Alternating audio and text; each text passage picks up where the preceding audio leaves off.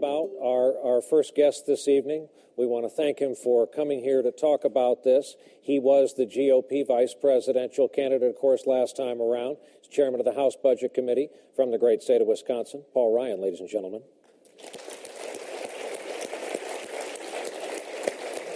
Ryan? Thank you, sir. You bet. Thank you for doing this. Thanks. Congressman, Mr. Chairman, I keep thinking of President Johnson and the grade he'd give all those who were in charge of laying out his legislative agenda, the grade he'd give us as a country, how disappointed he'd probably be in the number of people living in poverty. What grade would you give? I'd give us past a failing 50 grade. years of the war on poverty? I would give us a failing grade. It has failed. We should have done better than this. We can do better than this. Trillions of dollars of spending on this, and as you mentioned, 46.5 million people in poverty. It's the highest rate in a generation, and look what we have to show for it. Look at all the lives and all the potential that is not being reached and tapped. And so what we're trying to do is reassess this whole approach. Look at what we're doing wrong, and fix that. What we're doing right, and support that. And as you take a look at this, a lot of us have been spending a good year's worth of just traveling the country, looking at successful poverty-fighting programs, looking at programs that aren't working. And what we have learned is we need to recognize that this isn't about deprivation as much as it's about isolation. And in many ways, our strategies have isolated the poor from the rest of society. We need to reinvigorate and reintegrate the poor into our communities. And it means you can't just say, I paid my taxes, government's going to take care of this. We need to reintegrate our communities so that people, soul to soul, eye to eye, person to person, get involved and help us fix this. Because this is something that the government on its own cannot solve. A couple of points here. The contemporaries of Lyndon Johnson and the people who have tried to carry on his policies would argue to the failing grade, which he himself may agree with, but remember how bad it would be without that boatload of legislative initiatives the president and a willing Congress passed. And I guess the other question, we're talking about kind of neighborhood integration. I want to know how you do that in the part of New York City that Lester Holt just highlighted. And how do you turn this battleship around without folks falling off, without kind of societal dependencies being stopped and real further pain starting? Well, I wish I had all the answers. I don't. But I think where we can find a lot of these answers are go into these communities and talk to the people fighting these adversities, and go find the people who are actually succeeding at fighting poverty.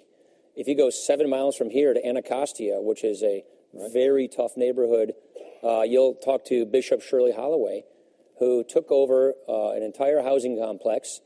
The guy who went to read the meters for the water company had to have a police escort because he got mugged doing that. This was drug-infested, gang-infested, and just this one woman has turned this neighborhood around. It's got families living together, people in addiction counseling, getting their lives back together, and getting out of poverty. So what we should do is not sit in our think tanks in Washington and say, oh, we've got the answer, and it's this program or money here or money there. It's let's talk to the people who are actually fighting poverty successfully and see what we can do to support them. So I think there's a lot of that hasn't occurred. So when we talk about policy up here, I think there's some mistakes we've made. We have a thing we call the poverty trap. We have a situation where a single mom living in Denver, if she makes $10,000 and increases her income to $40,000, according to one estimate, she'd lose about $30,000 of that because of lost benefits and taxes. It's called the poverty trap, which is as you succeed and do better, you lose more, so it puts you back. We need to address that poverty trap. We need to make sure that it always pays to work, that we have a policy of upward mobility, of economic mobility, so that we can get people back on that escalator of life. Government does have a role to play here. Government does have a role clearly at the safety net, but it's not the only role. We can't forget about the primacy of the family. We can't forget about community. And we can't forget about the idea that if we do these cookie-cutter, one-size-fits-all approaches here in Washington, we'll miss out. And there are a lot of people who are doing great things in their communities that can make a big difference. Darrell Webster in Indianapolis, in the toughest neighborhood in Indianapolis, a lot of murders. He runs this boot camp where he takes men coming from prison and he puts them through a really tough boot camp for a couple of months to help them turn their lives around and embrace their families, their kids, and it's very successful. So I can go on and on about the examples, but what it is people getting involved in their communities. We want to get suburban churches to help the inner city churches to help each other. Things like this, which is reviving civil society in our communities, along with better federal ideas, eliminating the poverty trap, and don't forget we got to have economic growth. We got to have job creation. We got to have job creation in these places that haven't seen it for a long time. So it's a multifaceted approach is what I'm basically saying. Go back to, you said there can and should be a place for government. Considering the war on poverty was, I think we can all concede, a kind of government-based solution. Right. What roles do you think are appropriate to continue? Yeah, so income support, but we will have to fashion income support in a way that it always encourages upward mobility, that it encourages people getting on their feet, that encourages work. All of these issues, we have basically a haphazard smorgasbord of programs that were designed to create different problems at different times, and they aren't coordinated with each other. So I think we need to think about coordinating these programs better so that they're more streamlined. Simplicity and standards, I think, ought to be guiding principles on how we reform the federal's role of providing a backstop, a safety net, and income support. But we also have to think about education. We got 49 different educating job training programs in the federal government spread across 9 different government agencies, and we don't even track whether they're working or not. So we need to simplify these things. We've thrown so much at it that we're measuring our poverty fighting based upon how much money we spend, not on outcomes, how many people we get out of poverty. And that's what I think is part of the problem with the federal approach. But it goes beyond just the federal government, and we've got to involve our communities. We've got to get people engaged.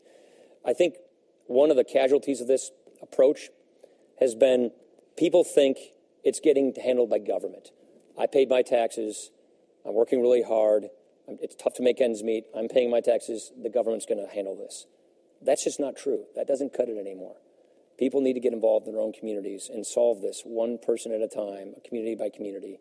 And we need to do more to remove the barriers that allow that to happen. So take me to the neighborhood if you saw the setup. We can base this argument anywhere, just off the Suitland Parkway in this city. We can go up to the dividing line between the Upper West Side and Harlem in New York City, where just across a piece of pavement. Yeah. Because by virtue of zip code, you have lower educational values. By virtue of zip code, you have higher asthma rates. Right. You have on and on and on and on. How does your idea work in that neighborhood where you can draw a red line between life and death in some cases, certainly life expectancy? For instance, in housing, I was a protege of Jack Kemp, who was the housing secretary in the Bush administration. I very much believe in housing vouchers so that people aren't having to stay in a specific place to get housing assistance, but that they can go to where their job may be. You know, there are a lot of things I think we need to do to make these benefits more portable so that people can go to where jobs are. And the other thing is we got to stop quarantining the poor. I think that's kind of what's happening here, which is just as you say, you have these neighborhoods. Drive just 7 miles here. Right. You'll see a telephone pole with a bunch of stuffed animals taped to it because someone was killed there just a day or two ago.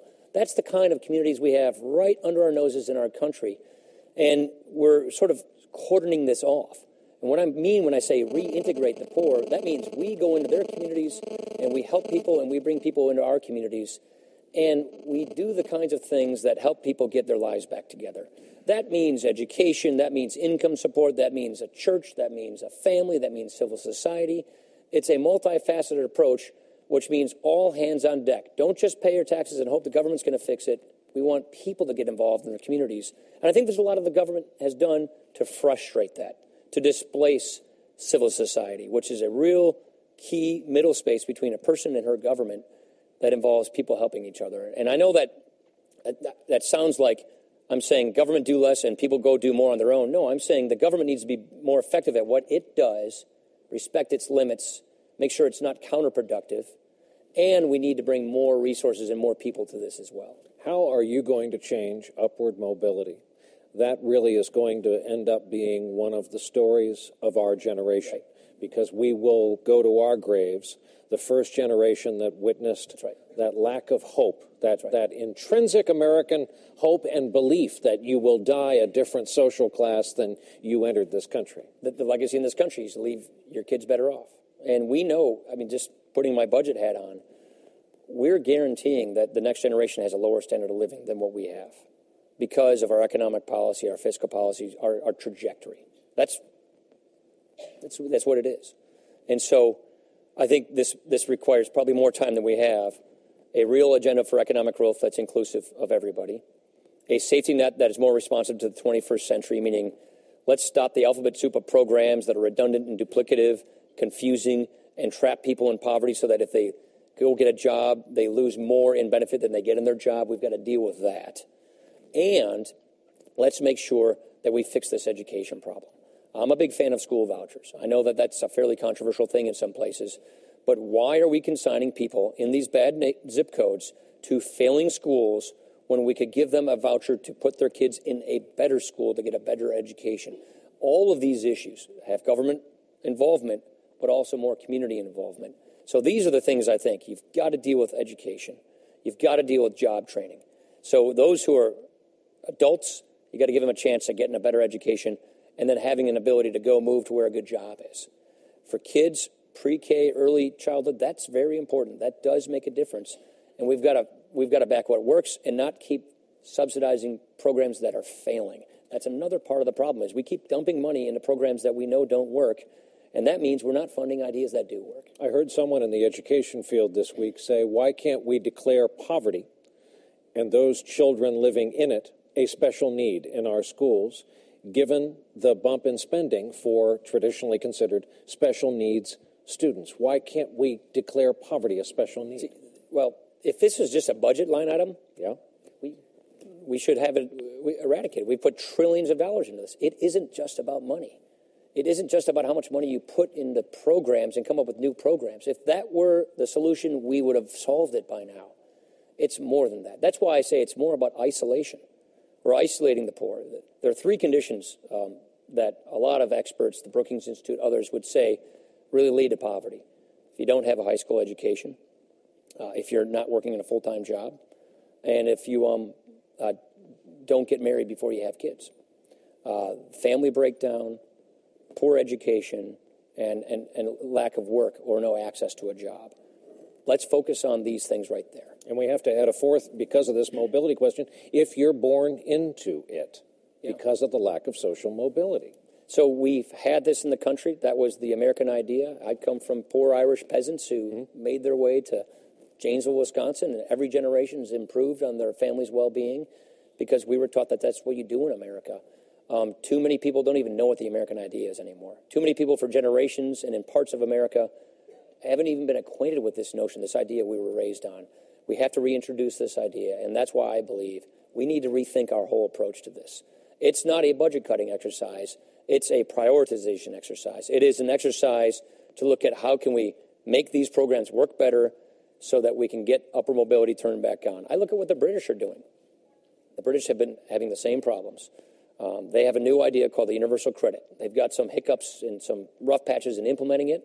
They take 6 different means-tested programs, consolidate it into a credit so that it's kind of a one-stop shop to give a person the assistance they need, whether it's for education, for housing, for food, for income support. And then they attach a caseworker to that person to help them make sure they get what they need, whether it's going to school or getting a job, getting their resume, working, and it has consequences. It has accountability. It has simplicity. These kinds of things are things I think we ought to look at. What works, let's copy it. I'm getting the signal that an otherwise busy chairman of the House Budget Committee, his time with us has come to an end. In full disclosure and transparency, we should talk about what we talked about backstage. I'm very sorry. Oh, you're going to bring this up again, aren't well, you? No. This is a football town. I'm from a football town. The new coach of the Redskins took up probably the first 10 minutes of local news tonight. You guys played on home turf, if you can call that surface they played on turf. They have heating coils now, and they put a tarp over it before the game starts. They've got something. They need something, too. This team came out of the Bay Area.